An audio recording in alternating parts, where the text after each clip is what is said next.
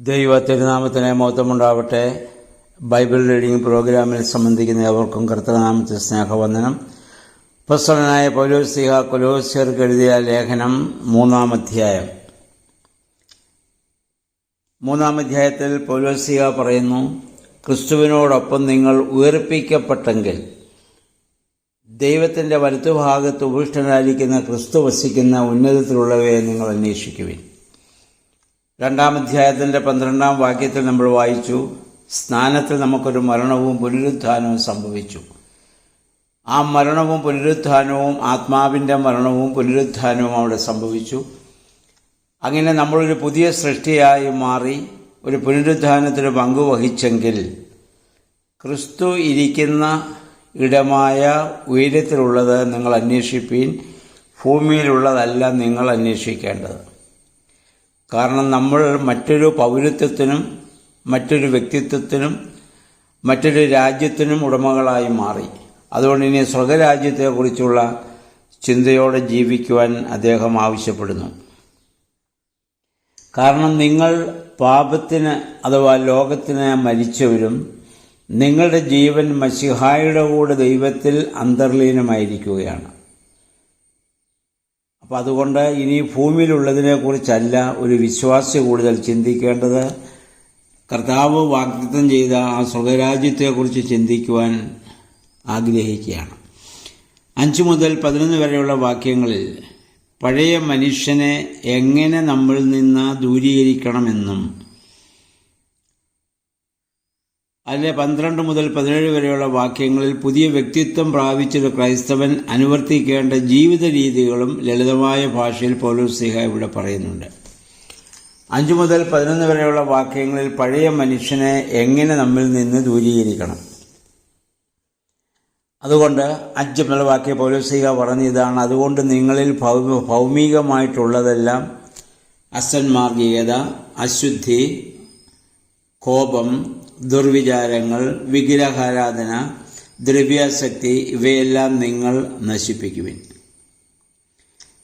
നിങ്ങൾ ഒരിക്കൽ അവയ്ക്കനുസൃതമായി ജീവിച്ചവരാണ്, പ്രവർത്തിക്കുകയും ചെയ്തിരുന്നു. ഇപ്പോൾ അവയെല്ലാം ദൂരെ കളഞ്ഞിട്ട് അമർഷം, ക്രോധം, ദുഷ്ടത, ദൈവദൂഷണം, അശുദ്ധ ഭാഷണം തുടങ്ങിയവയെല്ലാം നിങ്ങൾ വർജിക്കണം. നിങ്ങൾ പരസ്പരം കള്ളം പറയരുത്. പഴയ മനുഷ്യനെ അവൻ്റെ ചെയ്തികളോടുകൂടി നിങ്ങൾ നിഷ്കാസനം ചെയ്തവരാണ്. അപ്പം അതിനകത്ത് ഒരു പുതിയ പ്രതിച്ഛായ നിങ്ങൾക്ക് സൃഷ്ടാവിൻ്റെ ലഭിച്ചു. അതിനകത്ത് വ്യത്യാസമില്ല, ഗ്രീക്കുകാരനെന്നോ യഹൂദനെന്നോ പരിച്ഛേദനയേറ്റവനെന്നോ ഏൽക്കാത്തവനെന്നോ അപരിഷ്കൃതനെന്നോ അങ്ങനെ അടിമയെന്നോ സ്വതന്ത്രനെന്നോ വ്യത്യാസമില്ല. എല്ലാവരും ക്രിസ്തുവിൽ ഒന്നായിരിക്കുന്നു. നിങ്ങളുടെ ഏക ലക്ഷ്യം വരാനിരിക്കുന്ന ലോകത്തെക്കുറിച്ചാണ്. ആ ലോകത്തെക്കുറിച്ച് ജീവിച്ച് നിങ്ങൾ തമ്മിലുള്ള പരസ്പര ബന്ധം ജാതിമത വർണ്ണ വർഗങ്ങൾക്ക് അതീതമായി സാഹോദര്യത്തിൻ്റെ അനുഭവത്തിൽ ജീവിക്കാൻ സാധിക്കണമെന്നുള്ളതാണ്. 12 മുതലുള്ള വാക്യങ്ങളിൽ അദ്ദേഹം പറയുന്നു, പുതിയ വ്യക്തിത്വം പ്രാപിച്ച ക്രൈസ്തവൻ അനുവർത്തിക്കേണ്ട ജീവിത രീതികളെക്കുറിച്ചാണ്. അതുകൊണ്ട് അദ്ദേഹം പറഞ്ഞതാണ്, ദൈവത്തിൻ്റെ തിരഞ്ഞെടുക്കപ്പെട്ടവരും വാത്സല്യഭാചനങ്ങളും പരിശുദ്ധമെന്ന നിലയിൽ നിങ്ങൾ കാരുണ്യം, ദയ, വിനയം, സൗമ്യത, ക്ഷമ എന്നിവ നിങ്ങൾ ധരിക്കണം. ഒരാൾക്ക് മറ്റൊരാളോട് പരിഭവമുണ്ടായാൽ പരസ്പരം അത് ക്ഷമിച്ച് സഹിഷ്ണുതയോടുകൂടി നിങ്ങൾ വർത്തിക്കണം. കർത്താവ് നിങ്ങളോട് ക്ഷമിച്ചതുപോലെ തന്നെ നിങ്ങളും ക്ഷമിക്കണം. അപ്പം ക്രിസ്തുവിൻ്റെ സമാധാനം നിങ്ങളുടെ ഹൃദയങ്ങളെ ഭരിക്കുവാൻ കാരണമായിട്ട് തീരും. അപ്പം അതുകൊണ്ട് പൗലോസ് ആ ജീവിതം എങ്ങനെയായിരിക്കണമെന്ന് പ്രത്യേകമായി ഇവിടെ ഓർമ്മപ്പെടുത്തുകയാണ്.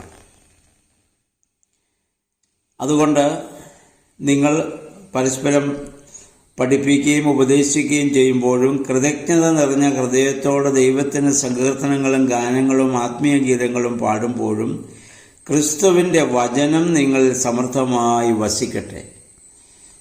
ഈ കർമ്മപരമായ ഈ കാര്യങ്ങളൊക്കെ ചെയ്യുമ്പോഴും ദൈവത്തിൻ്റെ വചനത്തിൻ്റെ അടിസ്ഥാനത്തിൽ ക്രിസ്തു നമ്മിലായിരിക്കുന്ന അവസ്ഥയിൽ വേണം അത് ചെയ്യാൻ. അല്ല കർമ്മങ്ങൾ അനുഷ്ഠിക്കാൻ വേണ്ടി മാത്രം ഇതെല്ലാം ചെയ്തിട്ട് യാതൊരു കാര്യവുമില്ല. അപ്പം നിങ്ങൾ വാക്കാലോ പ്രവൃത്തിയാലോ എന്തു ചെയ്താലും അതെല്ലാം കർത്താവായ യേശു വഴി പിതാവായ ദൈവത്തിന് കൃതജ്ഞത അർപ്പിച്ചുകൊണ്ട് അവൻ്റെ നാമത്തിൽ നിങ്ങൾ ചെയ്യുവിൻ. എപ്പോഴും ദൈവത്തിന് നന്ദി രേഖപ്പെടുത്തിക്കൊണ്ട് ഇതൊക്കെ ചെയ്യുവാൻ നമുക്ക് സാധിക്കേണ്ടതാണ്. ഇനി അതിൻ്റെ 18 മുതലുള്ള വാക്യങ്ങളിൽ ഭാര്യാഭർത്തൃ ബന്ധത്തിൽ ഭർത്താവിനോട് ഭാര്യമാർക്കും ഭാര്യമാരോട് ഭർത്താക്കന്മാർക്കും ഉണ്ടാവേണ്ട മനോഭാവം എഫേസ്യ ലേഖനത്തിൽ പൗലോസ്ലീഹ പറഞ്ഞത് തന്നെ വീണ്ടും ഇവിടെ ആവർത്തിക്കുകയാണ്. ഭാര്യമാരെ, നിങ്ങൾ കർത്താവിന് യോഗ്യമാം വിധം ഭർത്താക്കന്മാർക്ക് വിധേയരായിരിക്കുവിൻ. ഭർത്താക്കന്മാരെ, നിങ്ങൾ ഭാര്യമാരെ സ്നേഹിക്കുവിൻ. അവരോട് നിർദ്ദയമായി നിങ്ങൾ പെരുമാറരുത്. എന്നിട്ട് കുട്ടികളോടും പറയുന്നു, കുട്ടികളെ, എല്ലാ കാര്യങ്ങളിലും നിങ്ങൾ മാതാപിതാക്കന്മാരെ അനുസരിക്കുവിൻ. ഇത് കർത്താവിന് പ്രീതികരമത്രേ. പിതാക്കന്മാരെ, നിങ്ങളുടെ കുട്ടികളെ നിങ്ങൾ പ്രകോപിപ്പിക്കരുത്. പ്രകോപിച്ചാൽ അവർ നിരീക്ഷന്മേൽ അല്ലെങ്കിൽ ഉത്സാഹമില്ലാത്തവരായി അവർ മാറുകയും അവർ നിങ്ങളോട് കോപിക്കുന്ന സാഹചര്യം ഉണ്ടാവുകയും അത് ആ ഒരു പാപത്തിന് വിധേയമാകേണ്ട സാഹചര്യം അവർക്കുണ്ടാവുകയും ചെയ്യും. അപ്പോൾ ആ ദാമ്പത്യ ബന്ധങ്ങളിൽ, കുടുംബ ബന്ധങ്ങളിൽ ഉണ്ടാവേണ്ട ആ പരസ്പര പൂരകമായ സമർപ്പണവും അതിനോടുള്ളതായ ആ സകല മനോഭാവവുമാണ് പൗലോസ്ലീഹ ഇവിടെ ആവശ്യപ്പെടുന്നത്. 22 മുതലുള്ള വാക്യങ്ങളിൽ യജമാന ദാസബന്ധത്തിൽ, ദാസന്മാരെ, നിങ്ങളുടെ ലൗകിക യജമാനന്മാരെ എല്ലാ കാര്യങ്ങളിലും നിങ്ങൾ അനുസരിക്കുവിൻ. പൗലോസ്ലീഹ ഇത് എഴുതുന്ന കാലത്ത് യജമാനത്വവും ദാസത്വവും ഒക്കെ നിലനിന്നിരുന്ന, അടിമത്തം വരെ നിലനിന്ന സാഹചര്യത്തിലാണ് അദ്ദേഹം ഇത് പറയുന്നത് നമ്മൾ ഓർക്കണം. ഇവിടെ നമ്മൾ ചിന്തിക്കേണ്ടത് നമ്മുടെ മേലധികാരികളോടുള്ള അല്ലെങ്കിൽ മേലധികാരികൾക്ക് വിശ്വാസികളോടുള്ള ബന്ധം ഈ രീതിയിൽ കാണുവാൻ നമുക്ക് സാധിക്കണം. അത് അങ്ങനെ നിങ്ങൾ പെരുമാറുന്നത് മനുഷ്യനെ പ്രീതിപ്പെടുത്താൻ വേണ്ടിയല്ല, പിന്നെയോ കർത്താവിനെ ഭയപ്പെട്ടുകൊണ്ട് ആത്മാർത്ഥതയോടെ നിങ്ങൾ ചെയ്യണം. നിങ്ങളുടെ ജോലി എന്തു തന്നെയായിരുന്നാലും മനുഷ്യനെയല്ല ദൈവത്തെ സേവിക്കുന്ന പോലെ ഹൃദയപരമാർത്ഥത്തോടുകൂടി നിങ്ങൾ ചെയ്യുവിൻ. അപ്പം നിങ്ങൾക്ക് അതിനുള്ള പ്രതിഫലം കർത്താവിൽ നിന്നാണ് നിങ്ങൾക്ക് ലഭിക്കുന്നത്, മനുഷ്യരിൽ നിന്നല്ല. അപ്പോൾ കാരണം അവരെ ശുശ്രൂഷിക്കുന്നതിലൂടെ നിങ്ങൾ ശുശ്രൂഷിക്കുന്ന ആരെയാണ്? കർത്താവിനെയാണ്. അതുകൊണ്ട് തെറ്റ് ചെയ്യുന്നവന് ശിക്ഷ ലഭിക്കും, ദൈവത്തിന് ആ കാര്യത്തിൽ മുഖനോട്ടമില്ല. അപ്പോൾ ഇത് അന്നത്തെ നമുക്ക് പരസ്പരമുള്ള ബന്ധത്തിലും മേലധികാരികളുള്ള ബന്ധത്തിലും മേലധികാരികൾക്ക് തൻ്റെ കീഴിലുള്ളവരുള്ള ബന്ധത്തിലും ഒക്കെ ഈ ഭാഗം ചിന്തിക്കാനും അതനുസരിച്ച് എല്ലാത്തിൻ്റെയും അടിസ്ഥാനം ക്രിസ്തുവിനോടുള്ള ബന്ധം, ആ സ്നേഹമായിരിക്കണം ഇതിൻ്റെയൊക്കെ അടിസ്ഥാനം എന്ന് പറയുന്നത്.